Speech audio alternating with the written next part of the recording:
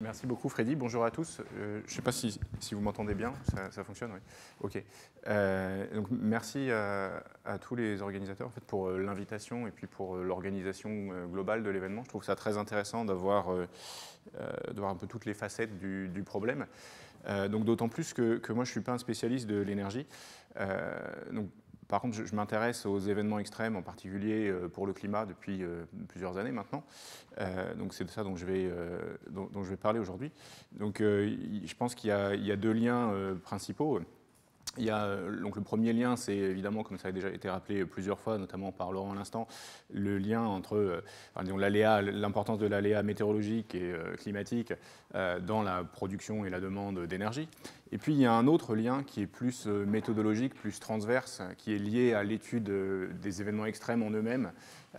Donc il y a des questions, disons, des questions méthodologiques qui sont vraiment spécifiques. Donc dans mon exposé, je vais essayer de parler un peu des deux choses, et en particulier d'introduire progressivement ces questions méthodologiques.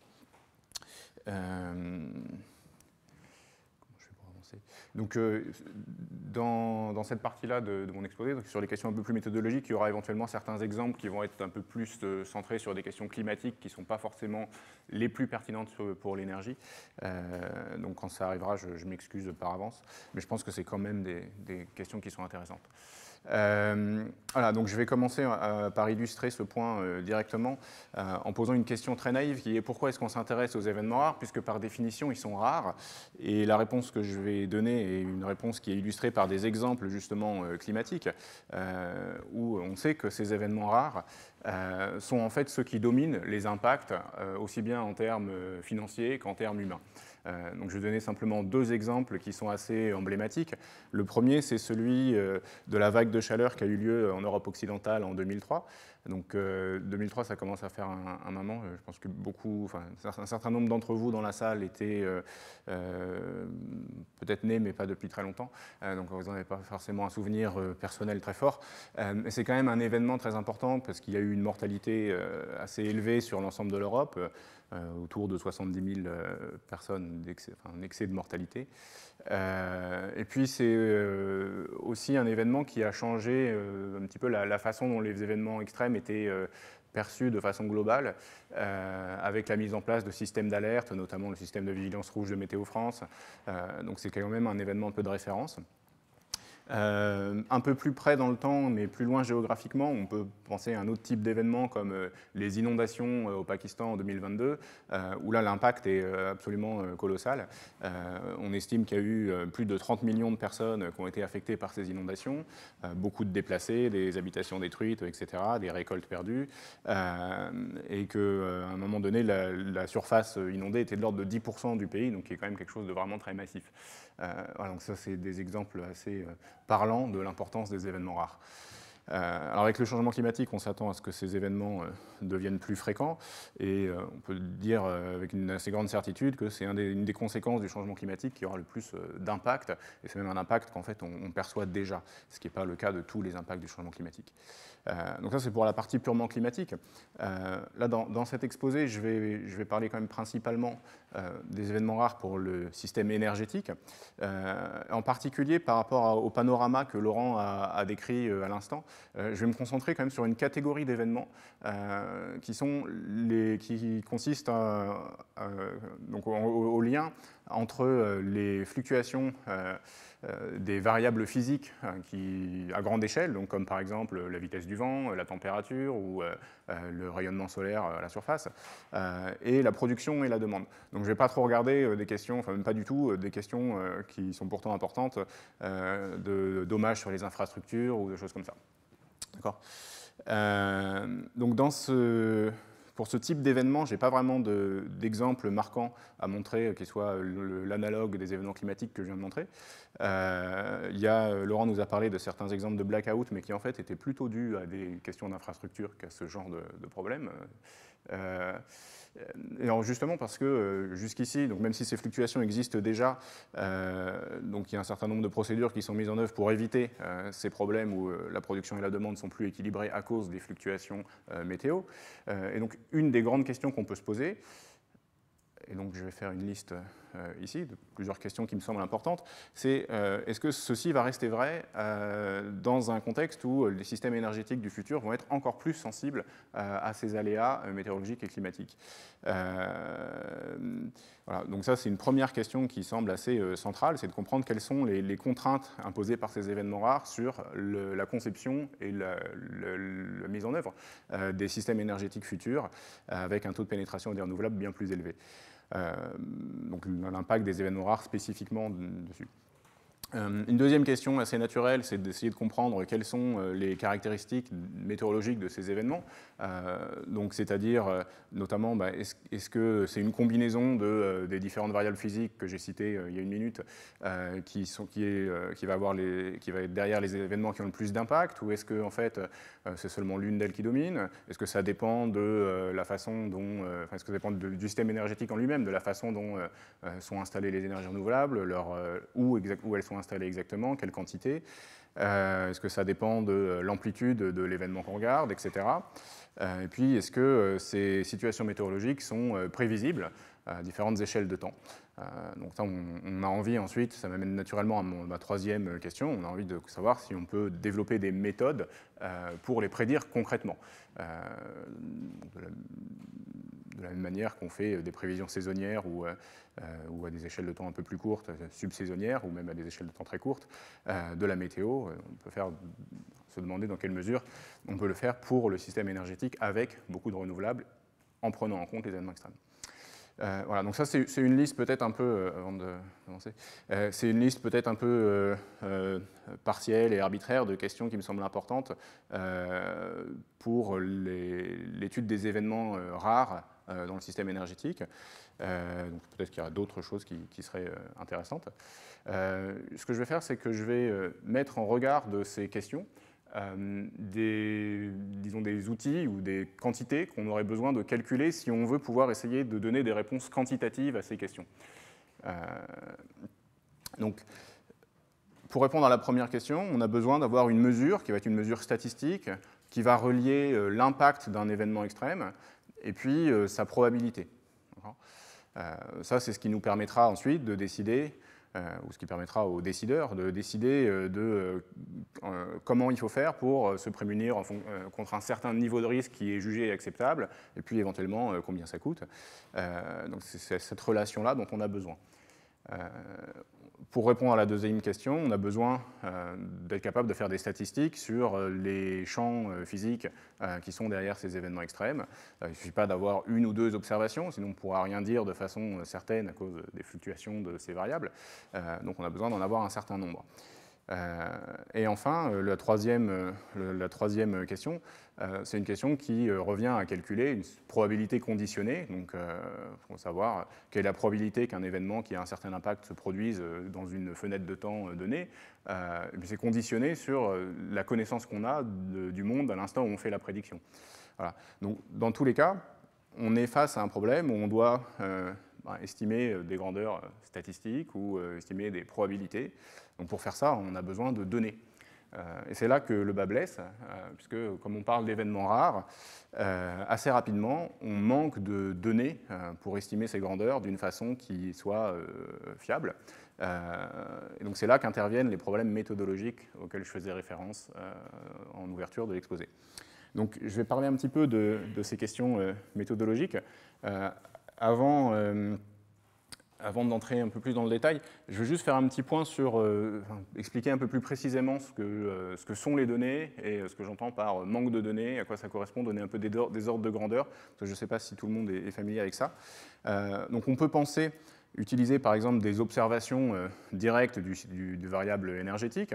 Bon, évidemment, ça, c'est si on veut se placer dans une perspective de questions prospectives, comme celle dont je viens de parler à l'instant, c'est un peu limité, parce qu'on est limité au système énergétique actuel et on veut parler du système énergétique futur. On peut simplement regarder des observations climatiques et les convertir en variables énergétiques avec différents modèles qui, là, vont nous permettre de répondre à des questions prospectives où on fait varier les paramètres du système énergétique. Donc on peut faire ça. Bon, dans ce cas, on a les limitations que, là, le climat est fixé. Donc ça, c'est peut-être une limitation, puisque le climat des décennies à venir ne sera pas le même que le climat passé. Mais peut-être encore plus grave, encore plus gênant pour l'objectif qu'on a là, c'est le fait que ces observations, donc elles ne sont pas très denses dans l'espace, et puis surtout, elles sont très courtes en temps. On a au mieux quelques décennies d'observations directes. Donc ça, c'est un problème quand on veut parler d'événements rares. Donc assez rapidement, on se tourne vers des modèles, donc des modèles de type modèle climatique ou modèle de météo.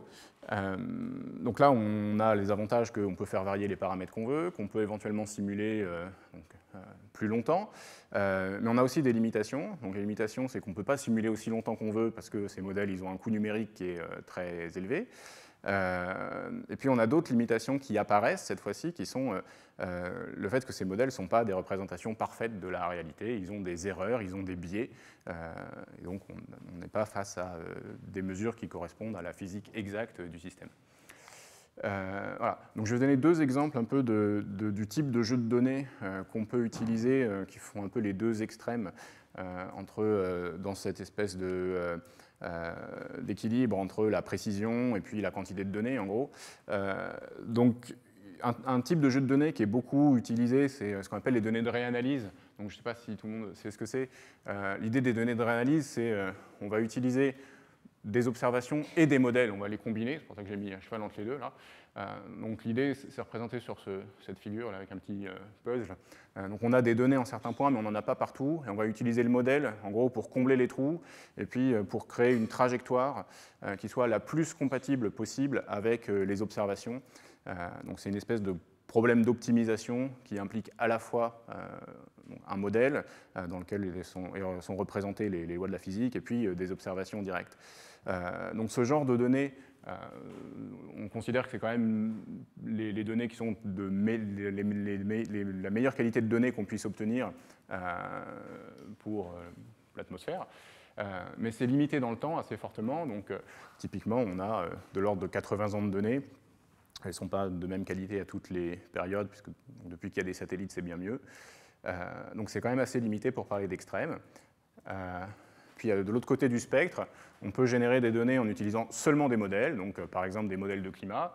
Et donc là, on peut calculer éventuellement beaucoup plus longtemps, avec un ordre de grandeur qui va potentiellement être de l'ordre de plusieurs milliers d'années, éventuellement 10 000.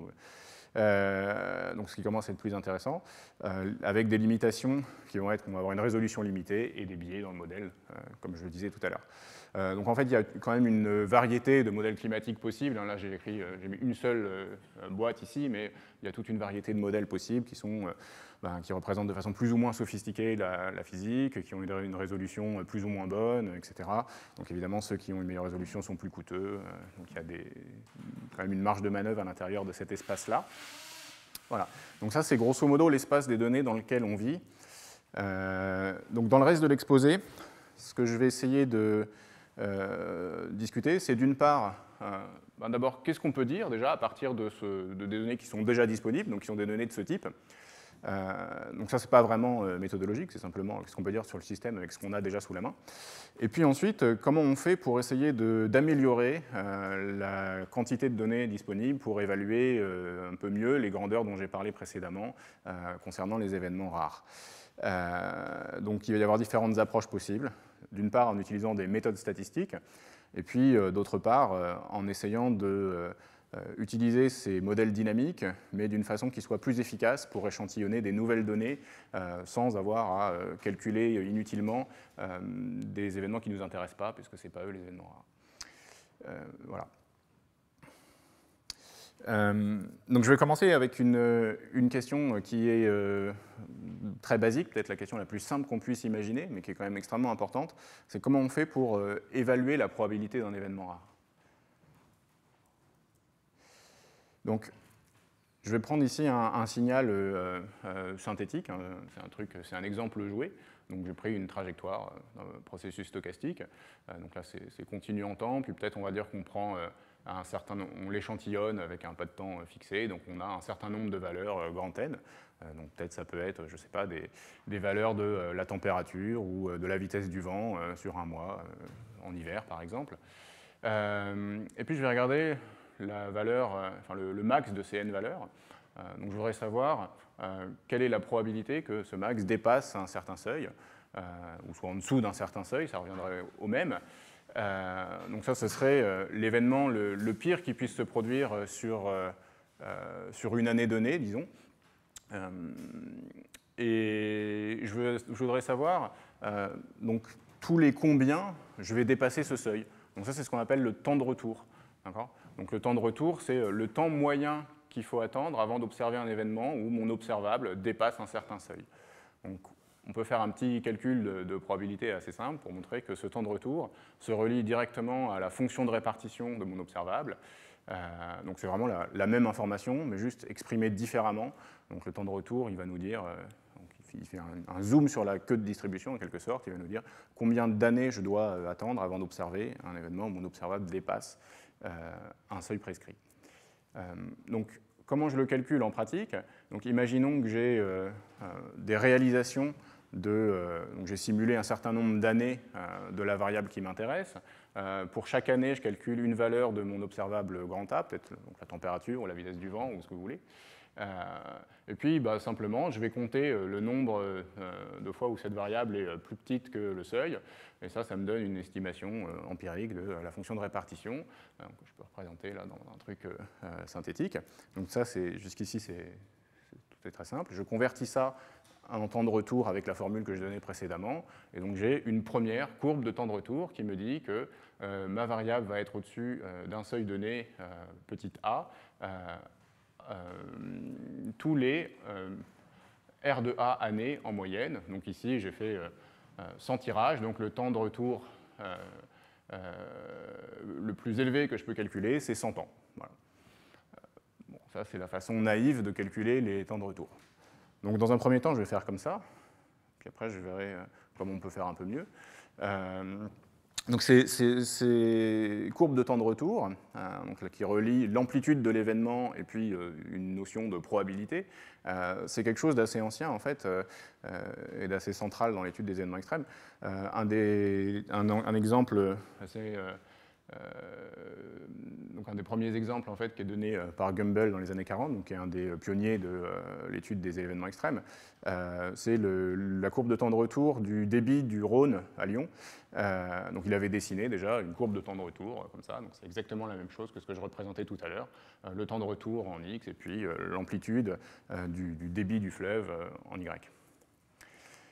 Donc je vais montrer un exemple de courbe de temps de retour qui est issu des travaux de thèse de Bastien Causian, donc dans lequel Bastien a calculé des séries temporelles de facteurs de charge de l'éolien pendant l'hiver en Europe, en utilisant donc un modèle de climat, des données de modèle de climat, donc 1000 ans de simulation climatique,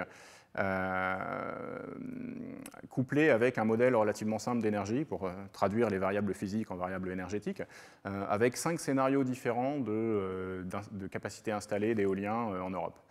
Donc ici, j'en montre un seul. Donc on a calculé la courbe de temps de retour en utilisant exactement la méthode naïve que j'ai montrée juste avant. Donc vous voyez, en X, c'est le temps de retour, donc ça va jusqu'à 1000 ans parce qu'on a 1000 ans de données. Et en Y, c'est le facteur de charge moyenné sur tout l'hiver, en fait plus précisément sur les mois de janvier et de février. Voilà, donc vous voyez que la médiane, par exemple, c'est le temps de retour à 2 ans, c'est grosso modo 40%. Et puis, plus on regarde des événements avec des temps de retour élevés, plus le facteur de charge descend.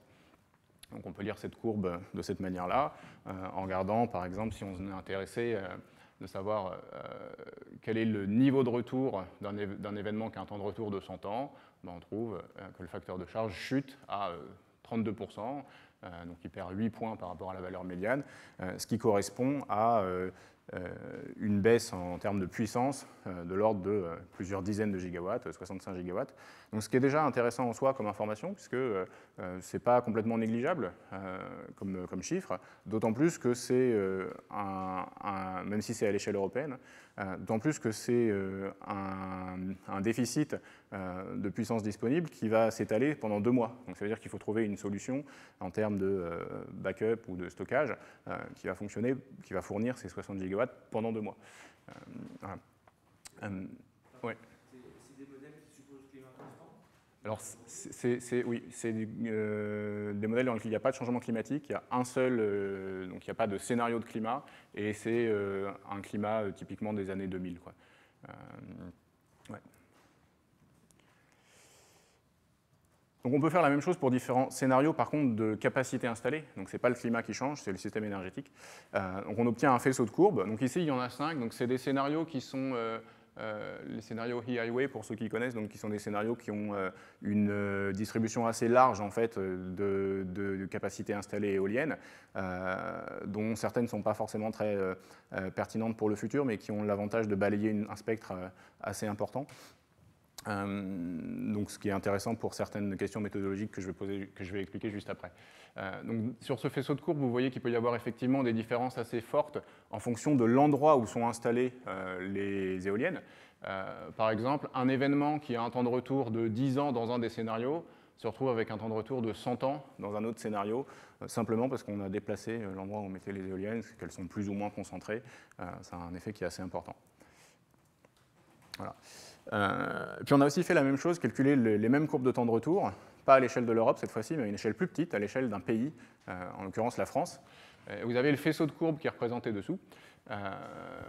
Et l'information qui est très intéressante sur cette image, c'est que les événements sont bien plus extrêmes. Si on se place à un temps de retour donné, par exemple 100 ans, l'amplitude est plus forte, le facteur de charge baisse bien plus pour un événement qu'un temps de retour de 100 ans, à l'échelle du pays qu'à l'échelle de l'Europe, ce qui illustre l'effet de l'agrégation sur l'amplitude des événements extrêmes. Voilà, avec le bémol qu'on ne prend pas du tout en compte les aspects de réseau dans ce genre de résultats. Voilà. Donc je reviens à ma question de comment on calcule ces temps de retour. Donc jusqu'ici, j'ai expliqué la méthode naïve et puis montré des résultats issus de cette méthode naïve. Alors il y a d'autres façons possibles de faire. Donc si on veut avoir des calculs qui sont un peu plus précis, quand on commence à regarder des temps de retour qui sont vraiment élevés, donc une méthode qui est extrêmement répandue dans la littérature, c'est celle qui utilise la théorie des valeurs extrêmes. Donc l'idée est qu'on a un théorème qui nous dit que l'observable qui nous intéresse ici, qui est un max de n observables, de n variables aléatoires IID, ne peut tendre que vers une certaine famille de distributions qui s'appelle les Generalized Extreme Value Distribution. Donc, je ne sais pas comment on dit en français, distribution valeurs extrêmes généralisées, j'imagine. Donc quand le nombre de variables ici est grand. Donc ça, ce qui est intéressant, c'est que si on connaît la distribution, enfin la fonction de répartition associée, et c'est le cas, je l'ai écrite ici, donc elle dépend de 3 paramètres, on peut calculer aussi le temps de retour, simplement en estimant ces paramètres, mu, sigma, xi, et puis en mettant ça dans la formule du temps de retour. Donc ça donne une façon de calculer des temps de retour, que j'ai illustré dans mon petit exemple synthétique ici. On peut faire un fit, ça semble marcher pas trop mal. Voilà. Donc ça, c'est beaucoup utilisé. Je vais donner un exemple à l'instant. Dans le cas, un exemple énergétique, qui vient d'un article de Karine van der Wiel, dans lequel ils ont représenté des courbes de temps de retour pour la production d'énergie renouvelable, donc c'est éolien plus solaire en l'occurrence, à gauche, et puis des courbes de temps de retour pour donc ce qu'ils appellent energy shortfall, donc ce serait des événements extrêmes pour la consommation résiduelle. Donc c'est-à-dire qu'on prend la production et puis on enlève la demande. Voilà, avec des temps de retour jusqu'à environ 2000 ans, parce qu'ils avaient une simulation climatique qui faisait 2000 ans, et ils font un fit avec ces distributions GEV. Donc, il y a un certain nombre de... Il y a une question, oui.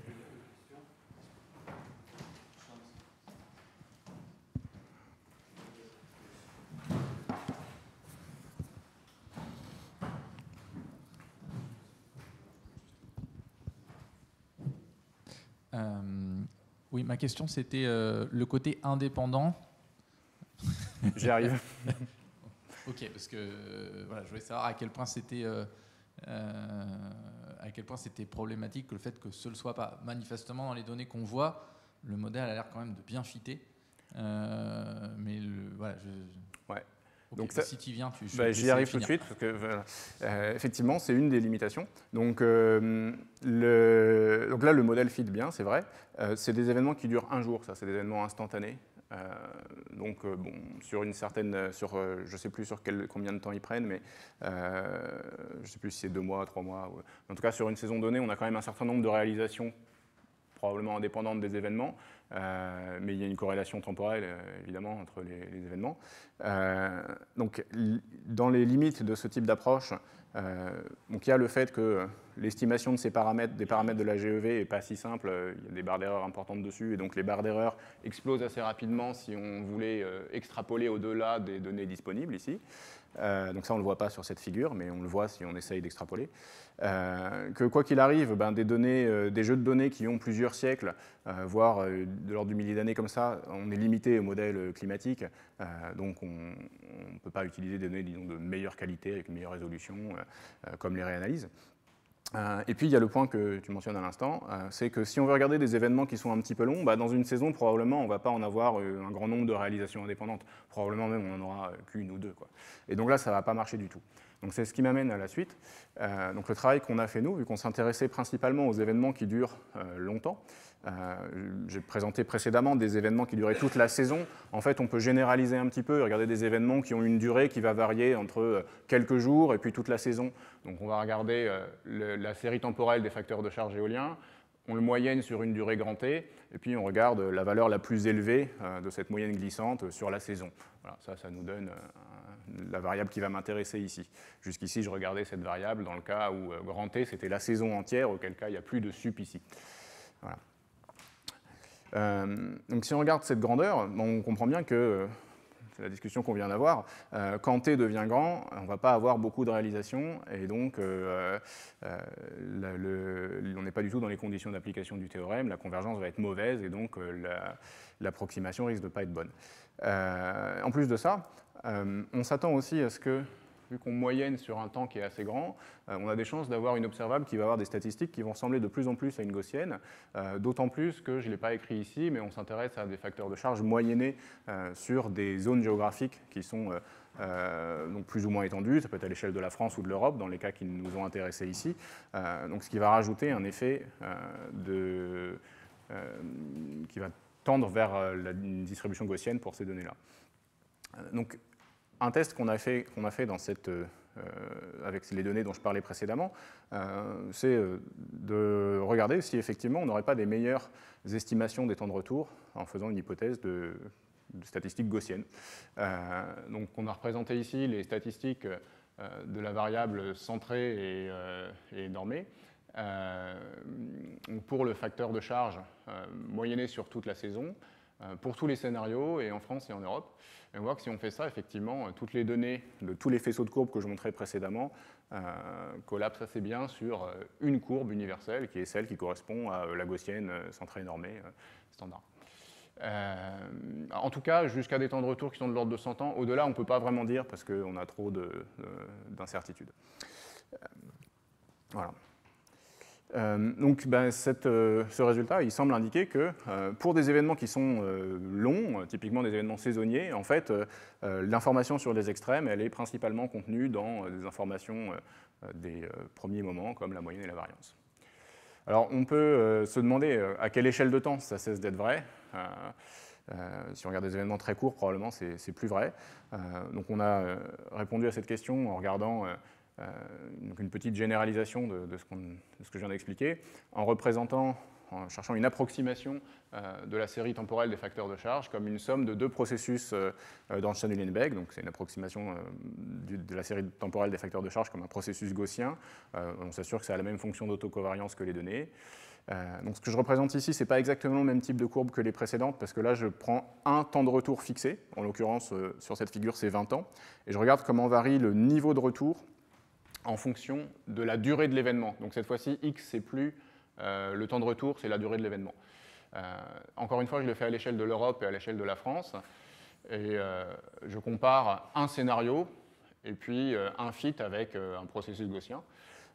Donc les conclusions, c'est que à l'échelle européenne, ça marche plutôt bien à toutes les échelles de temps, en fait, ce qui peut être un peu surprenant, même quand on va regarder des événements courts. On a quand même moyenné sur une région assez grande, et donc on garde quelque chose qui a des statistiques gaussiennes, en tout cas en première approximation. Vous voyez qu'il y a quand même des écarts entre les deux courbes, mais en tout cas en première approximation, ça ne marche pas si mal. Par contre, si on se place à une échelle spatiale un peu plus petite, l'échelle de la France, on voit que cette approximation-là, elle cesse de fonctionner pour des événements qui sont plus courts qu'à peu près 2 semaines. Il y a une question. À l'échelle d'une région, est-ce qu'il y aurait une différence encore supplémentaire? Oui, on peut répéter la question? Donc la question est, est-ce qu'à l'échelle d'une région, on peut s'attendre à ce qu'il y ait une différence supplémentaire? Oui, on peut s'attendre à ce que l'approximation marche encore moins bien. A priori, plus on regarde des échelles spatiales et temporelles grandes, mieux ça marche. Voilà. Je vais passer ça. Donc, depuis le début, là, je parle principalement de comment on fait pour calculer la probabilité ou le temps de retour d'événements rares. Ce n'est pas nécessairement la seule chose qu'on a envie de calculer. On peut avoir envie aussi d'avoir des statistiques sur les champs météo en eux-mêmes qui sont associés à ces événements. Donc, là, je montre un exemple qui correspond aux situations que décrivait Laurent tout à l'heure. Donc, qui sont des situations où il fait... c'est des cartes composites d'événements extrêmes de demandes résiduelles. Donc, c'est des événements où il fait froid, il n'y a pas de vent sur l'Europe du Nord, et puis il y a un déficit de rayonnement solaire sur l'Europe du Sud. Donc, tout ça étant associé à des conditions de blocage sur l'Europe.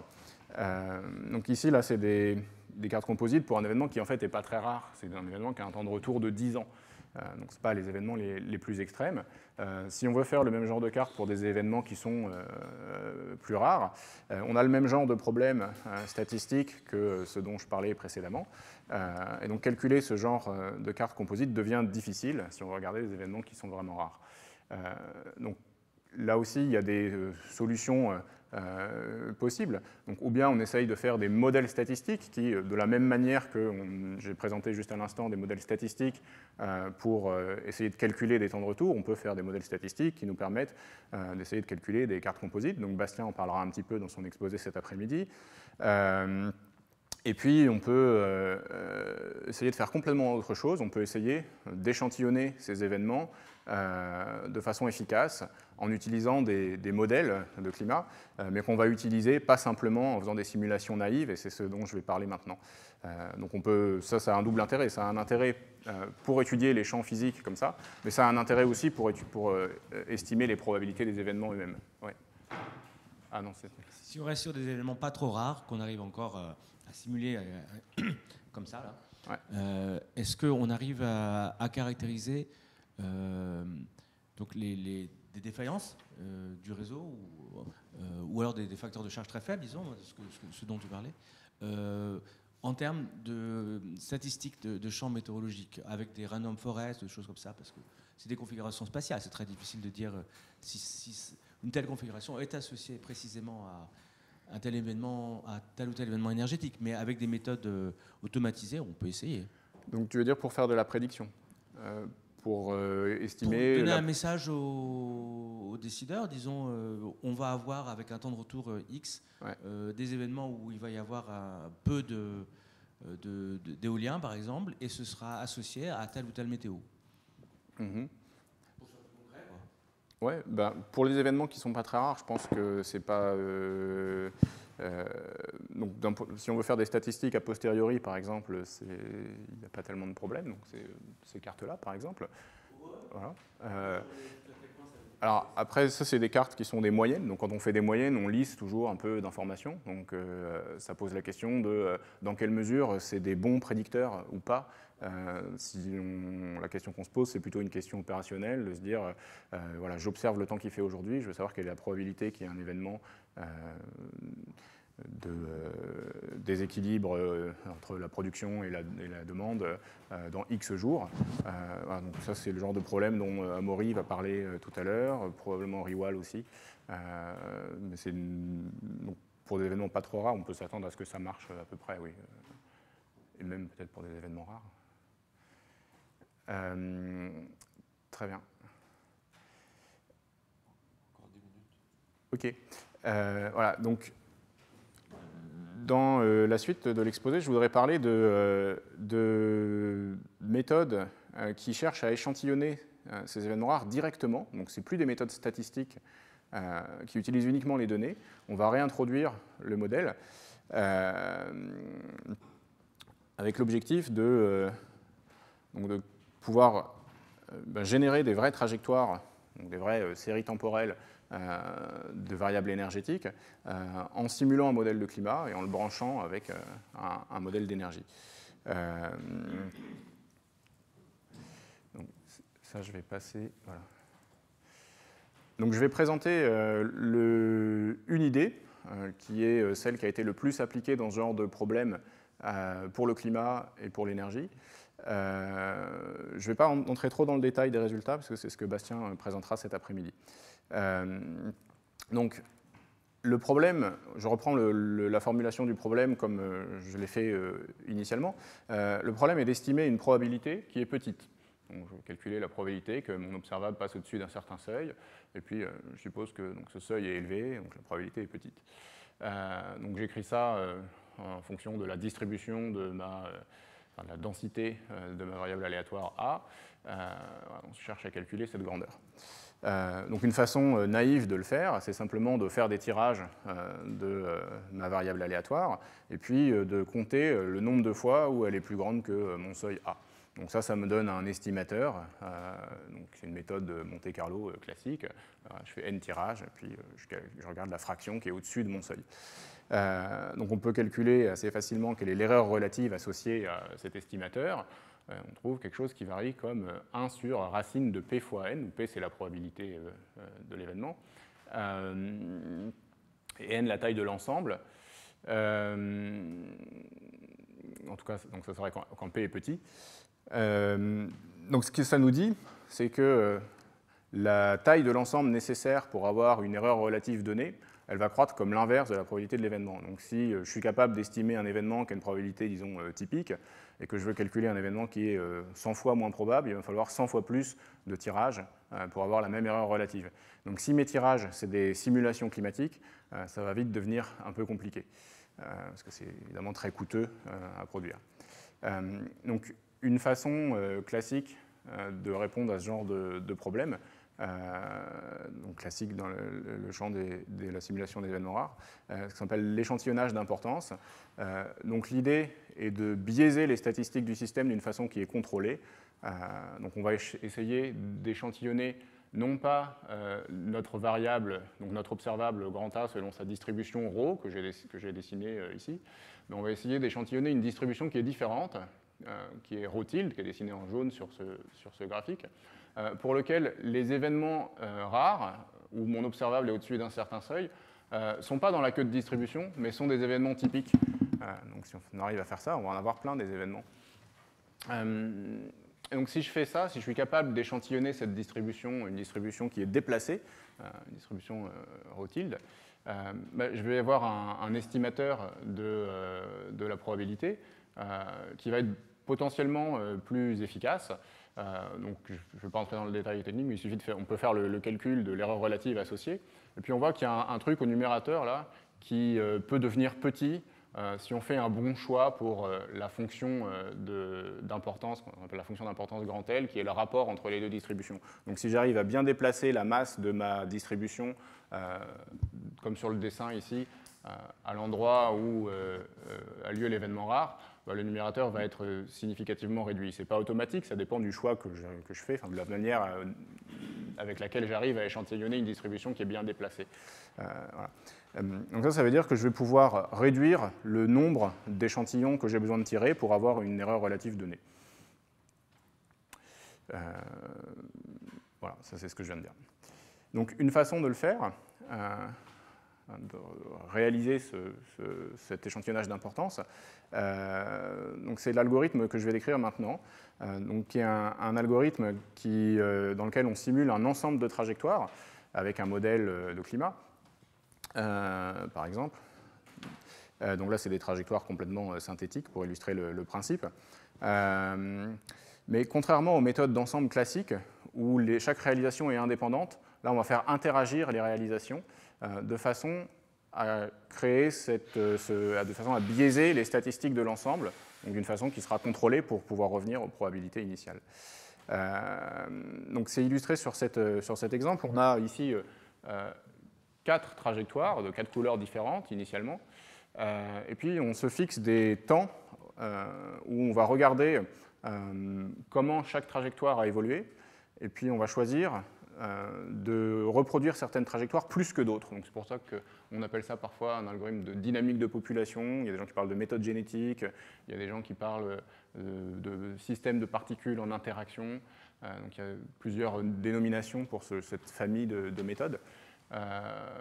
Donc l'idée est que quand j'arrive à un point dans le temps fixé, je regarde la valeur moyenne de l'observable qui m'intéresse sur l'intervalle de temps qui précède. Et puis, pour chaque trajectoire, je vais la reproduire un certain nombre de fois. Et ce certain nombre de fois va être proportionnel à un poids qui est essentiellement l'exponentielle de cette grandeur, l'observable moyenné sur l'intervalle de temps qui précède. Donc ça veut dire que les trajectoires qui n'ont pas généré des valeurs très élevées de l'observable qui m'intéresse, elles vont avoir une petite probabilité de survivre ou de générer plus de clones qu'elles en avaient initialement. À l'inverse, celles qui ont généré une grande valeur de l'observable A, on va probablement les reproduire plus dans l'ensemble de simulation et donc avoir plus de chances de représenter les événements rares, plus d'événements rares dans notre ensemble. Donc vous voyez des exemples là sur cette figure où la trajectoire bleue, par exemple, ici, elle n'a pas une valeur très élevée de x sur la dernière période de temps. Donc la croix signifie que la simulation bleue, on l'arrête ici. Par contre, la simulation jaune, qui avait une valeur un peu plus élevée, elle crée 2 clones à cet instant-là, le clone jaune qui continue, puis un nouveau qu'on met en bleu. Voilà. Donc vous voyez qu'en répétant ce genre d'étape, vous arrivez à un ensemble de trajectoires à la fin, les 4 que vous voyez à la fin de la simulation, qui correspondent à des valeurs bien plus élevées en moyenne pour l'observable qui nous intéresse. Donc cet algorithme, on peut montrer qu'effectivement, il fait de l'échantillonnage d'importance. On peut relier la probabilité dans l'ensemble biaisé à la probabilité initiale, et ça dépend de la valeur moyenne. Donc c'est biaisé par la valeur moyenne de l'observable qui nous intéresse. Voilà. Pardon ? 2 minutes. Donc je vais montrer des applications. La première application de ce type de méthode qui a été faite pour le système climatique, c'est un travail qui a été fait par Francesco Ragone et Freddy Boucher, pour le cas des vagues de chaleur. Donc, vous voyez ici une courbe de temps de retour. Donc le temps de retour est en X, comme d'habitude. Et puis, en Y, vous avez l'anomalie de température sur la France, moyennée pendant 90 jours.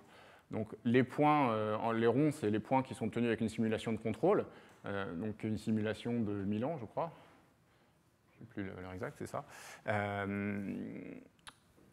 Donc calculé avec la méthode naïve, directe. Et puis, en rouge, vous avez une courbe qui correspond au temps de retour qu'on peut calculer en utilisant l'algorithme que je viens de décrire. Donc vous voyez que ça va plusieurs ordres de grandeur plus loin. On a des temps de retour qui sont de l'ordre de plusieurs millions d'années. Donc ça veut dire que c'est des événements qui ont une probabilité 1 sur 1 million de se produire chaque année, plus les interpréter comme ça. Voilà. Donc cette méthode, elle a un intérêt en termes de calcul. C'est beaucoup plus rapide pour calculer des temps de retour, par exemple. On gagne typiquement un facteur 100 en termes de temps de calcul, donc ce qui n'est pas du tout négligeable. Et puis on peut voir les choses autrement. On peut dire aussi que pour le même budget total de simulation, le même temps de calcul, on peut échantillonner des événements qui sont plus rares que ce qu'on avait dans l'ensemble, que ce qu'on avait dans les données, que ce qu'on aurait eu avec une simulation naïve pour le même coût de calcul. Et puis si on regarde des événements qui sont moins rares, par exemple ceux qui ont un temps de retour de 1000 ans, au lieu d'en avoir juste un, on va en avoir beaucoup plus, peut-être plusieurs dizaines, ce qui permet de commencer à faire des statistiques sur ces événements-là. Alors comme on n'a pas juste une méthode statistique, contrairement aux exemples que j'ai montrés dans la première partie, qui nous permet d'étendre des courbes de temps de retour, là on a vraiment simulé les événements, donc on peut en faire ce qu'on veut, on peut étudier les statistiques qu'on veut, donc les champs physiques qui nous intéressent. Donc là c'est un exemple de qui montre les corrélations de la carte de température pendant une canicule sur la France, où on voit que, en fait, en même temps, il fait typiquement très chaud sur le nord, enfin, sur l'Amérique du Nord, le Canada en particulier, et puis dans certaines régions de l'Asie. Donc il y a des corrélations à grande échelle qu'on ne pourrait pas voir si on n'avait pas les données que l'algorithme nous a permis de simuler.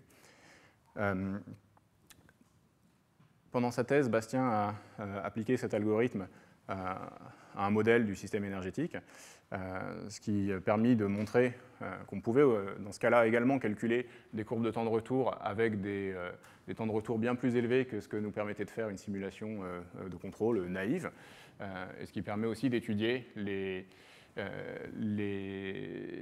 situations météorologiques associées et de comparer, est-ce que c'est très différent, par exemple, un événement pas très rare, donc ceux qu'on pouvait déjà calculer naïvement, ceux dont on parlait tout à l'heure, donc par exemple avec un temps de retour de 10 ans, ou ceux qui sont bien plus rares, par exemple avec un temps de retour de 1000 ans. Donc j'en dis pas plus parce qu'il va en parler cet après-midi. Donc je vais pas parler de prédiction d'événements rares finalement, et je vais laisser la responsabilité à Amaury de le faire cet après-midi.